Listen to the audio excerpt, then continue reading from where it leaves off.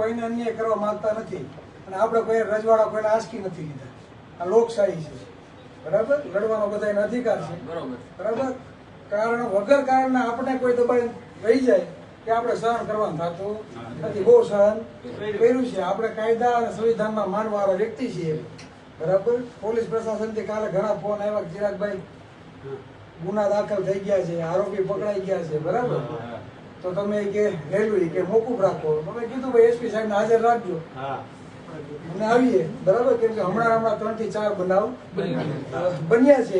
આપણે કોઈને અન્યાય કરવા માંગતા નથી, પણ ખોટી રીતે દર ખેલે આપને ભોગ બનાવે, બરાબર. ને પોતાને કુમર ખાન સમજતા હોય કે અમે કિંગ છીએ અને અમે કાલ સવારે તમને ઉભા ન દઈએ. આ તો ડરાવવાની વાત છે કે તમારે અમારી સામે ઉભું રહેવાનું નહીં, બરાબર. સાજા થઈ જાવ કમ્પ્લીટ. પછી તમારા જ વિસ્તારમાં આમાં ફ્રેક્ચર આવ્યું કે એટલે જ કહું ને.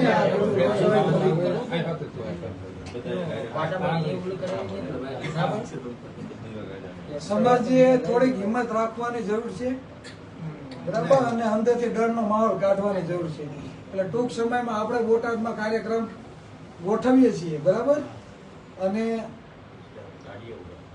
આપણે એકતા શું છે ને એ તમારે બતાવવી પડશે. બાકી હમણાં 3 થી 4 બનાવ બન્યા છે. અમે કઈ ઘડીએ આવવાના નથી. તમારે જ આ વિસ્તારમાં રહેવાનું છે તો યુનિટી ને એકતા હશે, બરાબર. પોલીસ વાળા તો આજ બની જાય, બીજા આવી જાય.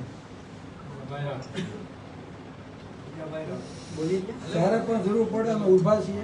કોઈ આવે કે ન આવે, અમારી ટીમ એની ટાઈમ તમારે હેરે હશે. જ્યારથી બનાવ બન્યો ત્યારથી છે ને અહીંયા બધા, બરાબર. જયારે પણ જરૂર પડશે અમે આવશું, બરાબર. પોલીસ પ્રશાસન આપને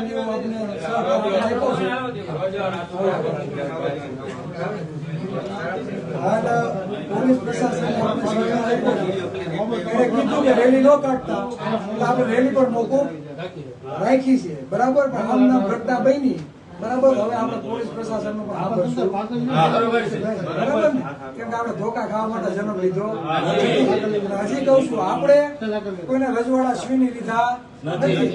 આ લોકશાહી છે અને લોકશાહીમાં લોકોથી શાસન હાલે છે અને કોઈ બી લોકોને ઉભવાનો અધિકાર સાથે બીવડાવવાની વાત છે કે તમારે કોપ ભરવાનું નહીં, મુકેશભાઈ, બરાબર. એટલે એવા કઈ આપણે છીએ ને. આપણો ઇતિહાસ ક્રાંતિકારી રહ્યો છે ને છે. આપણે સમ્રાટ અશોકના વંશજ હોતા નહીં છીએ અને ગૌતમ બુદ્ધના વંશજ પણ છીએ, જે માનવતાનો સંદેશો આપે છે. અને સમ્રાટ અશોક એ છે કે અખંડ ભારતનો શિલ્પી હતો અને ઘટતું જેને શાસન કર્યું અને દુશ્મનો અખંડ ભારત હમું નજર પર ન માનતા. આ આપણે એના વંશજો છીએ, બરાબર. ને કોઈ ડરાવવાની ધમકાવવાની વાત કરતું રહે છે કે આજે સહન નહીં થાય અને કાલે પણ નહીં થાય. એટલે તમારે એને હંમેશા જેટલા એવા બધા એની ટાઈમ અને આવનારા દિવસોમાં મુકેશભાઈ આપણે અહીંયા મોટી સભા આપણે કરીએ અને ખુલ્લેઆમ કરવાની છે, બરાબર. અને આપણે કોઈ પક્ષમાં નથી, હું તો કોઈ પક્ષમાં નથી, બરાબર. અને જેને પક્ષનું લાભ દાતું હોય ઘરે રહે, જેને સમાજ કરતા પક્ષ વાળો હોય ને એ ઘરે રહે, એને કઈ જરૂર.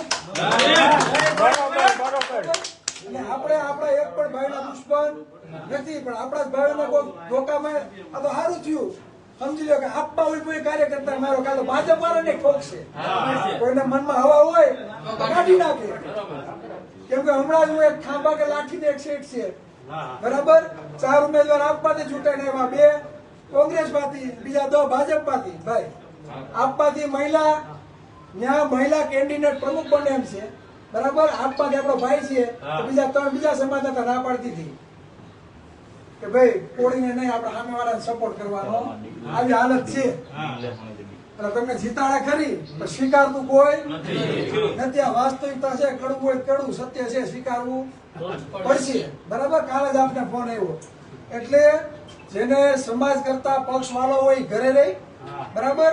અમને સમાજ વાળો છે કે સમાજને જ્યાં તકલીફ હશે ત્યાં અમે ઉભા રહીશું. અત્યારે એસપી સાહેબ ને મળવા જાય છે ને એસપી સાહેબ ને આપણે કહીએ છીએ, બરાબર. જો હિલિંગ કન્સ્ટ્રક્શન એમને બતાવ્યો તો વિડીયો બતાવીએ ભાઈ આપણે. પાટણ વાળા, સુરત વાળા જો આ રીતે ધોલાઈ કરે છે, બરાબર. તો આરોપીને મારો ને દંડા, વરઘોડો કાઢવો જ પડે ને. કોળીને હજી ઠોકીને વહી જાય એનો ક્યાંય સરકાર ત્યાં ઠોકા નથી ઉલટતા ભાઈ. હે બીજા ના હોય તો તાત્કાલિક ઉલરે છે. એટલે એક ને કોડ ને બીજા ના કોડ એ નીતિ આપણે ચલાવવાની નથી. બાકી 2077 આવે છે પાડી દેવાનું થાય છે સરકાર. બરાબર છે. સરકારમાં જેટલી તાકાત હોય તો આપણે સરકાર ઉપર કબજો કરીને બેહીએ ભાઈ. હે એને નો ગોઠડિયા વાળી બ્યાજ દે. એટલે વાસ્તવિકતા ઓળખો, વાસ્તવિકતા જાગૃત કરો. બાકી આમ નામ રહ્યું ને તો હજી ધોકા ખાવાના વારા છે. તમારે જયારે પણ જરૂર હોય છે એની ટાઈમ અમને રિંગ કરજો. અમારી ટીમ મુકેશભાઈ બધા આવ્યા છે એની ટાઈમ તમારી પડકે ઉભા રહેશે. કોઈનાથી ડરવાની જરૂર નથી. અને પોલીસ પ્રોટેક્શન એના પરિવારને મળે એના માટે હોતાને આપણે એસપી ને કહીએ છીએ આ ભાઈ હાજા ન થાય તો અલગ એને સુરક્ષા મળવી જોઈએ. બરાબર. હાલો અમે હવે